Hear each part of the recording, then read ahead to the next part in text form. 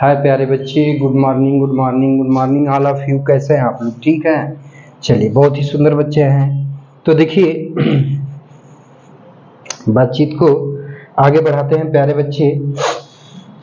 तो देखिए अब हम लोग आ चुके हैं प्रेजेंट टेंस में। ठीक है प्यारे बच्चे, तो हम कैसे पहचानेंगे कि दिया हुआ वाक्य प्रेजेंट टेंस का है? ठीक है, तो थोड़ा सा बातचीत को ध्यान दीजिएगा। तो इसके लिए देखिए प्यारे बच्चे, पहचान है। पहचान कुछ लंबी है लेकिन ये बहुत ही आसान है। मैं अभी बता रहा हूँ, बहुत आसान हो जाएगी।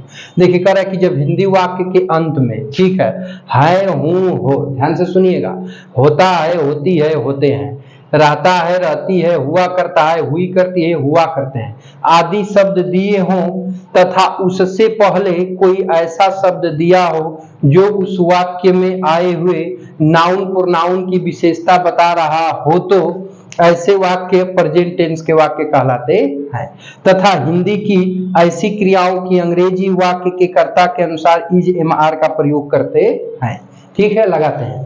तो देखिए फिर से सुनिए। देखिए जब हिंदी वाक्य के अंत में है, हूँ, हो, होता है, होती है, होते हैं, रहता है, रहती है, रहते हैं, रहा करता है, रही करती है, हुआ करता है, हुई करती है, हुआ करते हैं आदि शब्द दिए हों और उसके पहले कोई ऐसा शब्द दिया हो जो उस वाक्य में आए हुए नाउन प्रोनाउन की विशेषता बता रहा हो, तो ऐसे वाक्य आपके प्रेजेंट टेंस के वाक्य कहलाते हैं। ठीक है, और हिंदी की ऐसी क्रियाओं की अंग्रेजी वाक्य के कर्ता के अनुसार इज एम आर का प्रयोग करते हैं। ठीक है प्यारे बच्चे, तो चलिए इसका स्क्रीनशॉट ले लीजिए, तो फिर बातचीत को हम लोग आगे की तरफ बढ़ाते हैं। ठीक है, उम्मीद करता हूं ले लिए होंगे। चलिए अब देखिए प्यारे बच्चे, अब तो देखिए अब थोड़ा सा हम लोग अब इसके अनुवाद बनाने के रूल की तरफ आते हैं। ठीक है, तो देखिए पहले तो आपका आएगा, देखिए आपका मिलेगा, देखिए पॉजिटिव सेंटेंस। ठीक है प्यारे बच्चे, देखिए इसको हटा दीजिए, ये होगा rule of translation, rule of translation,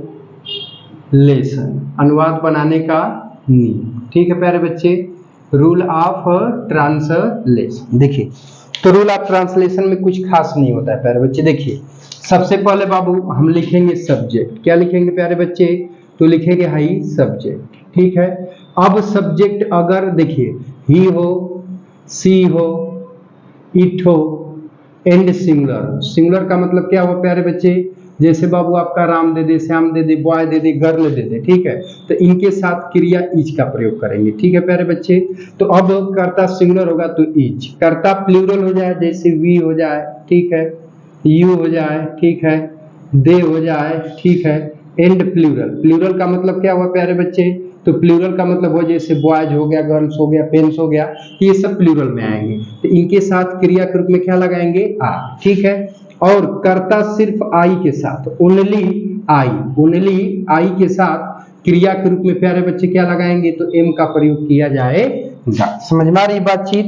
तो देखो प्यारे बच्चे ध्यान से पहले समझ लो, देखो ये सब पॉइंट है, इनको याद रखिएगा आप लोग। ठीक है, जो कि आपको हेल्प करेगी इसका अनुवाद बनाने में। ठीक है प्यारे बच्चे, चलिए इधर से भी हमने पुस्तक मंझला लगा दिया।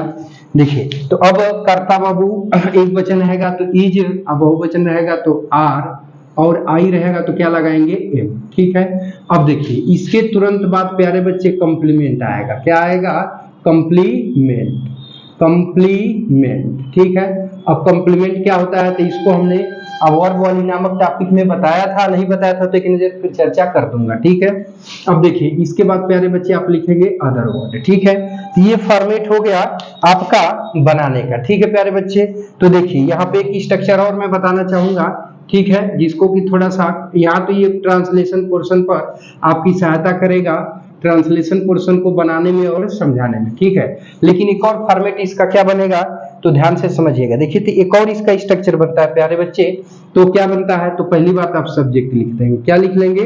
सब्जेक्ट। ठीक है, अब देखिए सब्जेक्ट लिखेंगे तो ये बताइए कि बी क्रिया क्या होती है? बी क्या होती है? मेन वर्ब होती है। ठीक है प्यारे बच्चे, तो अब वहां पर आप बात करेंगे तो इज एम आर जो होता है प्यारे बच्चे, ये मेन वर्ब हो जाता है। क्या होता है? मेन वर्ब हो जाता है। ठीक है, जब मेन वर्ब हो गया प्यारे बच्चे तो उस दशा में कंप्लीमेंट आपका क्या हो जाता है? ऑब्जेक्ट, और ऑब्जेक्ट के बाद क्या हो जाता है? Other word. ठीक है, तो अब मतलब देखिए सब्जेक्ट हो गया, इज एम आर आपका क्या है, मेन वर्ब है, और कंप्लीमेंट आपका क्या हो जाता है, ऑब्जेक्ट हो जाता है। ठीक है, तो आप इस स्ट्रक्चर को भी ध्यान में रखना, क्योंकि आगे चलकर जब आप कॉम्पिटिटिव लेवल पे चीजों को, ठीक है, जब समझेंगे तो ये पॉइंट यहाँ से भी प्रश्न पूछ लिया जाता है। ठीक है प्यारे बच्चे, अब एक चीज और यहाँ समझना चाहूंगा, मैं समझाना बताना चाहूंगा कि देखिए अब वो अलग से प्रश्न ये कभी कभी पूछ देता है कि जो इज एम आर होता है, जो इज एम आर वर्ब आती है, इस वर्ब को किस नाम से जाना जाता है। तो प्यारे बच्चे जान लीजिएगा कि इस वर्ब को, इन वर्बों को प्यारे बच्चे, इन वर्बों को आपका जो है कि लिंकिंग वर्ब के नाम से जाना जाता है। किस वर्ब के नाम से प्यारे बच्चे, तो लिंकिंग वर्ब, लिंकिंग वर्ब के नाम से जाना जाता है। ठीक है, इन वर्बों को लिंकिंग वर्ब के नाम से जाना जाता है। समझ आ रही है बातचीत? चलिए बहुत प्यारे बच्चे हैं, नोट कर लीजिए, तो बातचीत को फिर आगे की तरफ बढ़ाते हैं। नोट हो गया? तो अब देखिए, अब थोड़ा सा मैं पिछली वीडियो में आप लोगों को बताया था सब्जेक्ट के बारे में, बताया था प्यारे बच्चे कि सब्जेक्ट क्या होता है, सब्जेक्ट कैसे ज्ञात किया जाता है, तो उस चीज को ध्यान में रखिएगा। ठीक है, अब थोड़ा सा हम लोग इसको मिटा लेते हैं। ठीक है, नोट हो गया है ना? तो देखिए यहां तक हम लोग मिटा देते हैं। ठीक है, अब देखिए, अब थोड़ा सा कॉम्प्लीमेंट क्या होता है उसको हम लोग जान लेते हैं। जैसे देखिए कॉम्प्लीमेंट किसे कहते हैं प्यारे बच्चे, तो बहुत सिंपल है। जैसे हमने कह दिया कि राम इज, राम है। ठीक है प्यारे बच्चे, तो देखिए इज आपका क्या है प्यारे बच्चे, वर्ब है, तो कह रहा है कि राम है, तो राम क्या है भाई, उत्तर मिला नहीं मिला, तो इसका मतलब इस वर्ब का अर्थ स्पष्ट नहीं है। तो इस वर्ब के अर्थ को स्पष्ट करने के लिए आप जिस शब्द का प्रयोग करेंगे वो शब्द ही आपका क्या कहलाएगा, तो आपका शब्द ही क्या कहलाएगा प्यारे बच्चे, तो कॉम्प्लीमेंट कहलाएगा। ठीक है, तो जैसे यहाँ पे हमने कह दिया कि Ram is a teacher, Ram एक अध्यापक है, तो भाई राम क्या है, अध्यापक है। तो अब यहाँ पर ए टीचर लगाए हो तो इज रूपी वर्ब का अर्थ स्पष्ट हो गया है ना, तो इसलिए ए टीचर जो शब्द लिखा है प्यारे बच्चे, ए टीचर आपका क्या कहलाएगा, तो ये कॉम्प्लीमेंट यानी पूरक कहलाएगा, कॉम्प्लीमेंट यानी पूरक कहलाएगा। ठीक है प्यारे बच्चे, अब हिंदी में अर्थ निकालेंगे तो इसका अर्थ क्या निकलेगा कि राम एक अध्यापक है, राम एक अध्यापक है।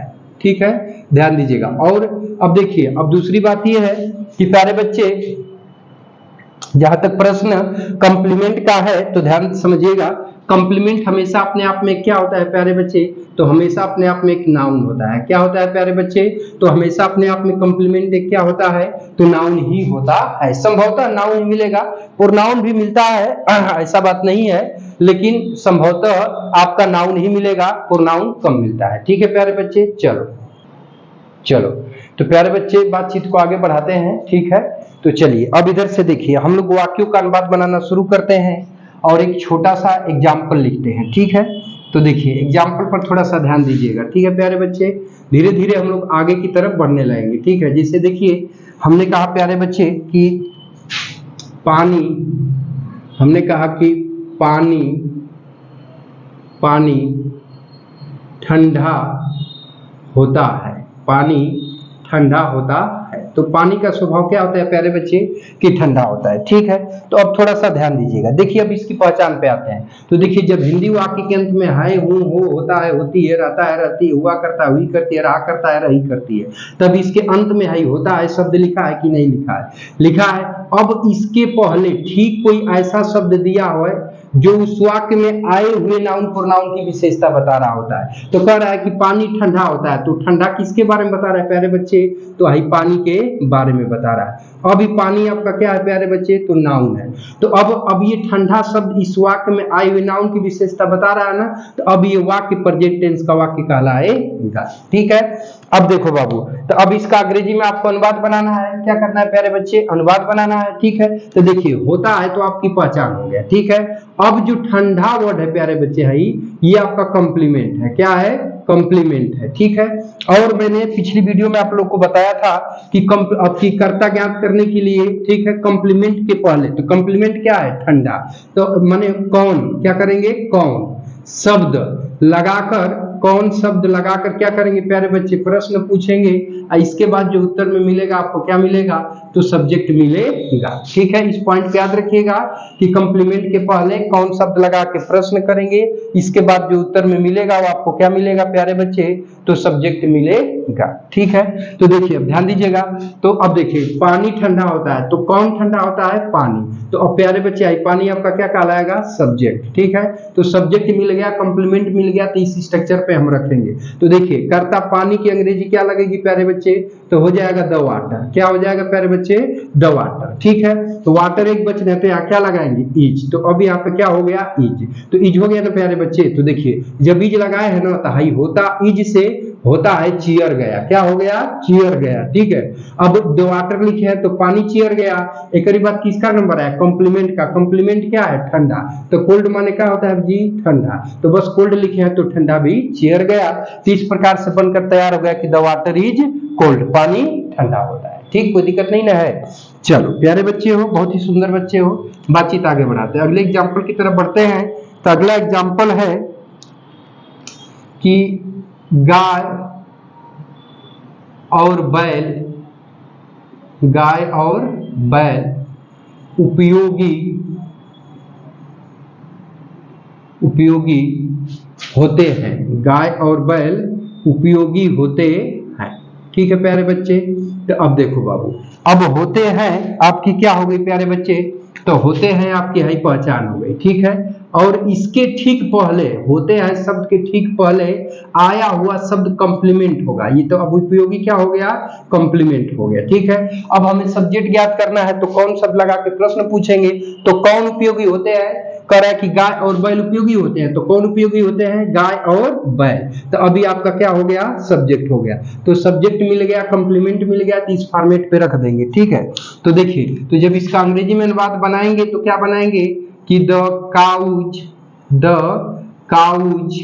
And the oxen.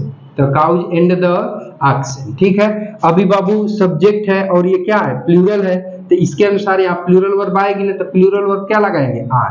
तो जब आर लगाएंगे तो बाबू आके के अंत में जो है, हूँ, हो, होता है, होती है, होते हैं, रहता है, रहती है, रहते हैं, इस सब की मीनिंग हो जाएगी। तो आर लगाए तो इसकी मीनिंग खत्म हो गई। अब कंप्लीमेंट का नंबर आया, कंप्लीमेंट क्या है, उपयोगी। तो इसकी मीनिंग क्या हो जाएगी प्यारे बच्चे, तो हो जाएगा यूजफुल। यूजफुल माने क्या हो जाएगा, उपयोगी। बस यहाँ लगा देंगे फुल स्टॉप। समझ में आई बातचीत। चलो बहुत ही प्यारे बच्चे हो, बातचीत को आगे बढ़ाते हैं। ठीक है प्यारे बच्चे, चलिए और कुछ वाक्य को बनाते हैं। हाँ, इनको मैं मिटा देता हूँ। ठीक है प्यारे बच्चे, चलिए देखिए ध्यान दीजिएगा। और मान लीजिए एग्जाम्पल के तौर पे देखा जाए तो इस सब को मिटा देते हैं। ठीक है, देखिए अब देखिए बाबू, हमने कहा देखिए एग्जाम्पल में, हाँ जैसे देखिए कह दिया जाए, गर्मी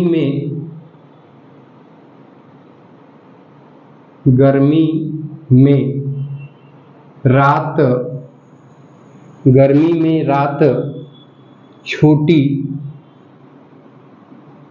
हुआ करती है।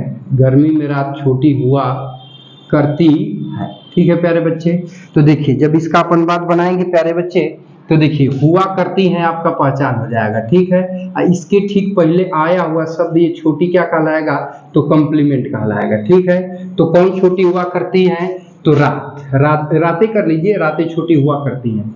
ठीक है, गर्मी में रातें छोटी हुआ करती है, तो ये आपका क्या हुआ, सब्जेक्ट। ठीक है, और ये गर्मी में जो बच गया ये आपका क्या हो जाएगा, अदर वर्ड। ठीक है, अब देखिए, अब इसका अनुवाद बनाएंगे प्यारे बच्चे। तो अनुवाद में देखिए कर्ता क्या हो गया बाबू, रातें। तो रातें की मीनिंग क्या हो जाएगा, तो हो जाएगा नाइट्स। नाइट्स मतलब क्या हो जाएगा, रातें। ठीक है, तो यहाँ हो गया आपका नाइट्स। ठीक है, अब कर्ता बहुवचन है तो इसके अनुसार क्या लगाएंगे, आर। तो आर लगाएंगे तो इसकी मीनिंग खत्म। अब कंप्लीमेंट का नंबर आया, कंप्लीमेंट क्या है, छोटी। तो छोटी की मीनिंग क्या हो जाएगी, शार्ट। शार्ट माने छोटी। अब क्या बचा, गर्मी में, तो हो जाएगा इन समर। इन समर मतलब गर्मी में। ठीक है, बस यहाँ लगा देंगे फुल स्टॉप। ठीक है प्यारे बच्चे। देखिए प्यारे बच्चे, अगर ये वीडियो अच्छा लग रहा हो, इन्फॉर्मेटिव लग रहा हो, तो आप अपने दोस्तों, मित्रों, भाई बहनों के यहाँ शेयर करना मत भूलिएगा। इसको जरूर शेयर करिएगा। और यदि आप हमारे यूट्यूब चैनल पे नए होंगे तो चैनल को सब्सक्राइब करके ऑल बटन को सेलेक्ट करके जरूर रख लीजिएगा, ताकि आपको ऐसे लेटेस्ट इन्फॉर्मेटिव वीडियो मिलती रहे। ठीक है प्यारे बच्चे, तो चलिए बातचीत को आगे बढ़ाते हैं और थोड़ा सा एग्जाम्पल को देखते हैं। तो चलिए देखिए अगले एग्जाम्पल की तरफ बढ़ते हैं। तो अगला एग्जाम्पल है, चलिए ध्यान दीजिएगा, जिसे कह दिया जाए हिंदू लोग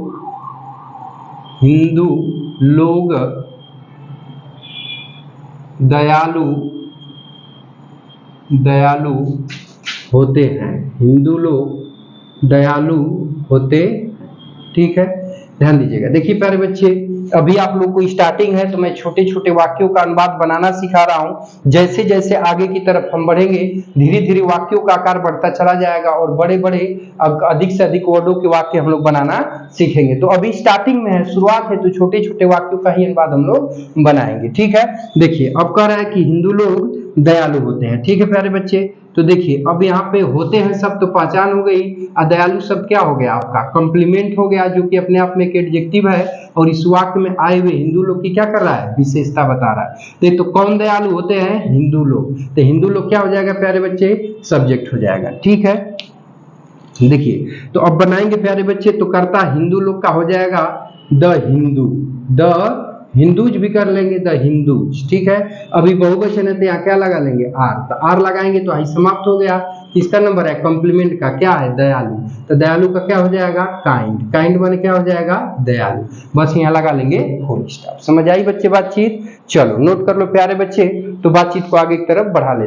तो प्यारे बच्चे देखिए, अब हम लोगों ने इतने वाक्यों को बनाया। अब मैं चाहता हूं कि 5 वाक्य कम से कम आप लोगों को एक्सरसाइज के रूप में करने के लिए दे दूं। ठीक है, तो 5 वाक्य लिख लीजिए, इसको आप लोग घर पे करिएगा, अन्यथा प्यारे बच्चे वीडियो बहुत जो है कि लंबा हो जाएगा। ठीक है, तो चलिए इधर की तरफ मैं लिख देता हूँ 5 वाक्य। ठीक है, और आप लोग इसको घर से बनाने की कोशिश करेंगे। ठीक है प्यारे बच्चे, बात समझ रहे हैं ना, ध्यान दीजिएगा। इधर मैं लिख देता हूं, आप लोग बनाएंगे। ठीक है, देखिए लिखिएगा, चांदी, छोटे छोटे वाक्य हैं, चांदी सफेद होता है। ठीक है, अब देखिए, किसान मेहनती हुआ करते हैं। किसान मेहनती हुआ करते हैं। ठीक है, देखिए, घोड़े वफादार जानवर होते हैं। ठीक है, घोड़े वफादार जानवर होते हैं। ठीक है, अब देखिए, घोड़े वफादार जानवर होते हैं। ठीक है, और गंगा एक लंबी नदी है। गंगा एक लंबी नदी है। अगला, सुंदर लड़कियां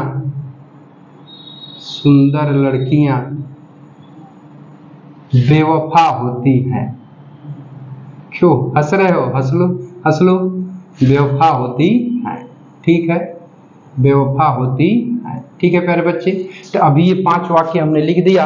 इन 5 वाक्यों को आप लोग घर से बनाएंगे और घर पर बनाओगे। ठीक है प्यारे बच्चे, और कमेंट बॉक्स में कमेंट करके जरूर इन 5 वाक्यों के बारे में हमको इसका आंसर आप लोग बताओगे। ठीक है, चलो मीनिंग लिख दें। चलो देखो, हिंट्स का मतलब हो गया वही मीनिंग। ठीक है, तो देखो प्यारे बच्चे, अब यहाँ पर सफेद का व्हाइट, सिल्वर माने चांदी जानते हो, मेहनती का होता है लेबोरियस